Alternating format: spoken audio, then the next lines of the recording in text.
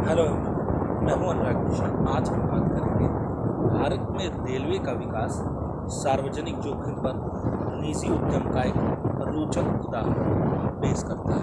ये पूछा गया था यूपीएससी मेंस में। तो चलिए हम और आप इसको समझने की कोशिश करते हैं और देखते हैं कि इसका क्या सही उत्तर हो सकता है। पहली चीज़, भारत में रेलवे की स्थापना और विकास ब्रिटिश शासन की प्रशासनिक सुविधा एवं वाणिज्यिक उद्देश्यों से प्रेरित था। इन उद्देश्यों की पूर्ति हेतु परिवहन एवं संचार साधनों का विकास आवश्यक था। इसी संदर्भ में डलहौजी के कार्यकाल में सर्वप्रथम 1853 में भारत में रेलवे के निर्माण के आर्थिक एवं राजनीतिक महत्व को उजागर किया। याद रखने की ज़रूरत है यहाँ कि रेलवे के निर्माण के आर्थिक और राजनैतिक महत्व को उजागर किया गया था। इससे पूर्व रेलवे को लाने की कोशिशें की जा चुकी थी। अब महत्वपूर्ण बात है, 1853 के पश्चात रेलवे के निर्माण का मार्ग प्रशस्त हुआ। यद्यपि इन संदर्भ में साम्राज्यवादी इतिहासकारों का दावा है कि रेलवे का निर्माण भारत के औद्योगिकीकरण के लिए किया गया, परंतु अगर हम सूक्ष्म अवलोकन करें तो रेलवे का निर्माण औपनिवेशिक हितों के अनुकूल था। 1850 के दशक में बड़ी मात्रा में संचित ब्रिटिश पूंजी के लिए निकास की समस्या उत्पन्न हो गई। फिर भारतीय सरकार के द्वारा रेलवे के निर्माण में ब्रिटिश पूंजी को आमंत्रित किया गया। 1853 से 1869 के बीच में रेलवे के निर्माण के लिए निजी उद्यमों को प्रोत्साहन दिया गया। इस अवधि में निजी उद्यम के द्वारा भारत में रेलवे लाइन का निर्माण किया गया। इन रेलवे लाइनों में 350 करोड़ रुपए से अधिक की पूंजी लगी थी और यह पूंजी लगभग पूरी की पूरी ब्रिटिश पूंजी निवेशकों की थी। इसमें भारतीय पूंजी का भाग नगण्य था। दूसरा, आरंभ के वर्षों में इनका वित्तीय घाटा होता रहा, जो लगने वाली पूंजी पर ब्याज तक नहीं दे सकती थी।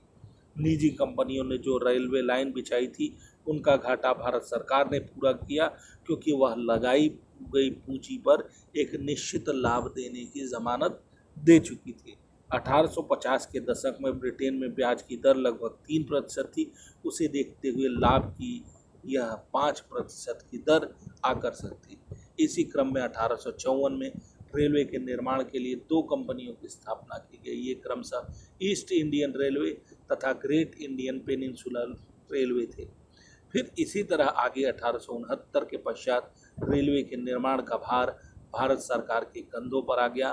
फिर 1880 के पश्चात सार्वजनिक उद्यम व निजी उद्यम दोनों के सहयोग से रेलवे के निर्माण का कार्य शुरू किया। यदि इसके योगदान का मूल्यांकन करें तो सामान्य जनता के हित में सीमित स्तर पर अनुप्रयोगी था, क्योंकि भारत में रेलवे की योजना तैयार करने, उनका निर्माण करने, उनके प्रबंध में भारत और उसकी जनता के आर्थिक और राजनैतिक विकास को अधिक महत्व नहीं दिया। साथ ही भारत में रेलवे लाइन का विकास ब्रिटिश साम्राज्यवाद के आर्थिक, राजनैतिक और सैनिक हितों की पूर्ति के लिए की गई। यह रेल लाइन मुख्यतः भारत के अंदरूनी भागों में स्थित कच्चे मालों को पैदा करने के वाले क्षेत्रों को निर्यात करने वाले बंदरगाहों से जोड़ने के लिए बिछाई गई थी। भारतीय उद्योगों, बाजारों, कच्चे माल की आपूर्ति करने वाले क्षेत्रों की आवश्यकताओं को अनदेखा किया गया।